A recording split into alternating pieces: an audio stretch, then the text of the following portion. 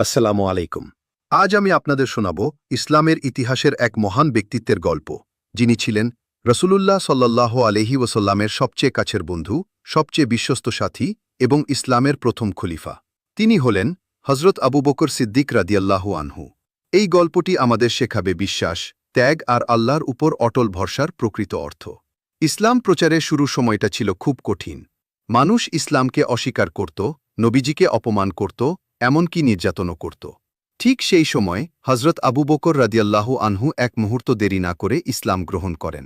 তিনি কোনো প্রশ্ন করেননি, কোনো সন্দেহ প্রকাশ করেননি। কারণ তিনি জানতেন, যে ব্যক্তি কখনো মিথ্যা বলেন না, তিনি আল্লাহর কথা বললে তা মিথ্যা হতে পারে না। এই নিঃশর্ত বিশ্বাসের কারণেই তাকে বলা হতো সিদ্দিক, অর্থাৎ সবচেয়ে সত্যবাদী। হজরত আবু বকর ছিলেন একজন ধনী ব্যবসায়ী, কিন্তু তার সম্পদ কখনো তার হৃদয়ে স্থান নেয়নি। যখনই ইসলামের প্রয়োজন পড়েছে, তিনি নিজের সবকিছু উজাড় করে দিয়েছেন। একদিন রসূলুল্লাহ সাল্লাল্লাহু আলাইহি ওয়াসাল্লাম সাহাবীদের দান করতে বললেন। অনেকে অর্ধেক সম্পদ দিলেন, কেউ কেউ সামান্য দিলেন। কিন্তু আবু বকর রাদিয়াল্লাহু আনহু নিজের ঘরে কিছুই রেখে আসেননি। যখন তাকে জিজ্ঞেস করা হল, তুমি তোমার পরিবারের জন্য কি রেখে এলে, তিনি শান্তভাবে বললেন, আমি তাদের জন্য রেখে এসেছি আল্লাহ ও তার রাসূলকে। এই ছিল তার ঈমানের গভীরতা।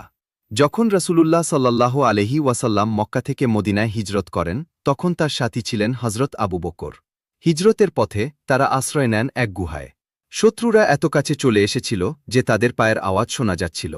হজরত আবু বকর ভয় পেয়েছিলেন, কিন্তু নিজের জন্য নয়, ভয় পেয়েছিলেন নবীজির জন্য। তিনি বললেন, হে আল্লাহ রাসূল, যদি তারা নিচে তাকায়, আমাদের দেখে ফেলবে। তখন রসূলুল্লাহ বললেন, চিন্তা করো না, আল্লাহ আমাদের সঙ্গে আছেন। এই কথাই আবু বকরের হৃদয়কে শান্ত করেছে। রাসূলুল্লাহ সাল্লাল্লাহু আলাইহি ওয়াসাল্লামের ইন্তেকালের পর অনেক মুসলমান দিশেহারা হয়ে পড়েছিলেন। কেউ বিশ্বাসই করতে পারছিল না যে নবীজির ওফাত হয়েছে। ঠিক তখন হজরত আবু বকর উঠে দাঁড়িয়ে বললেন, যে মুহাম্মদের ইবাদত করত, সে জেনে রাখুক মুহাম্মদ ইন্তেকাল করেছেন। আর যে আল্লাহর ইবাদত করে, সে জেনে রাখুক আল্লাহ চিরঞ্জীব। এই কথা মুসলমানদের আবার স্থির করেছিল। এই ছিল একজন সত্যিকারের নেতার পরিচয়। হজরত আবু বকর সিদ্দিক রাদিয়াল্লাহু আনহু জীবন আমাদের শেখায়, ঈমান মানে শুধু কথা নয়, ঈমান মানে ত্যাগ। ভরসা মানে ভয়হীন হওয়া নয়, ভরসা মানে আল্লাহর উপর পূর্ণ বিশ্বাস রাখা।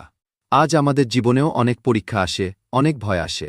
কিন্তু যদি আমাদের ঈমান আবু বকরের মতো দৃঢ় হয়, তাহলে কোনো পরীক্ষায় আমাদের ভেঙে দিতে পারবে না।